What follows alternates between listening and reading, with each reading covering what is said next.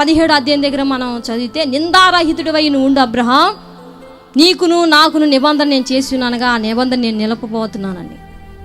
ఎందుకు నిందారహితుడిగా ఎందుకు అబ్రహాంను ఉండమన్నాడంటే, అబ్రహాం చిన్న చిన్న పొరపాట్లు చేశాడు. ఈ రోజుల్లో కూడా మనం ప్రతి ప్రార్థనలో మనం ఉండకుండా, ప్రతి అనుక్షణం దేవుణ్ణి అడగకుండా, మనకి ఇష్టానుసారంగా తిరుగుతూ, మనకి ఇష్టానుసారంగా మాట్లాడుతూ, మన బిహేవియర్లో, మన నడకలో, మన చెయ్యి అందించడంలో, ఇతరులని మన సహాయం అడగటంలో, ఏది కూడా మన దేవుని దగ్గర ముందుగా మొరపెట్టి ఇతరుల దగ్గర మనం వెళ్దామని చెప్పి ఎవరికి కూడా ఈ రోజుల్లో క్రైస్తవులు అనబడుతున్న వాళ్ళకి ఉండట్లేదు. మనం ఎప్పుడైతే దేవుని విడిచిపెట్టి మనం ఎప్పుడైతే వెళ్తామో, ప్రార్థించకుండా ఎప్పుడైతే మనం రెక్లెస్ స్థానంతో మనం ఉంటామో, మనకు కొన్ని బాధలు వస్తాయి. ఏమొస్తాయి? కొన్ని బాధలు వస్తాయి. అబ్రహాం అడగలా, అయ్యా నేను ఈజిప్ట్ వెళ్తున్నాను, మరి వెళ్ళొచ్చా వెళ్ళకూడదని అబ్రహాం అడగల.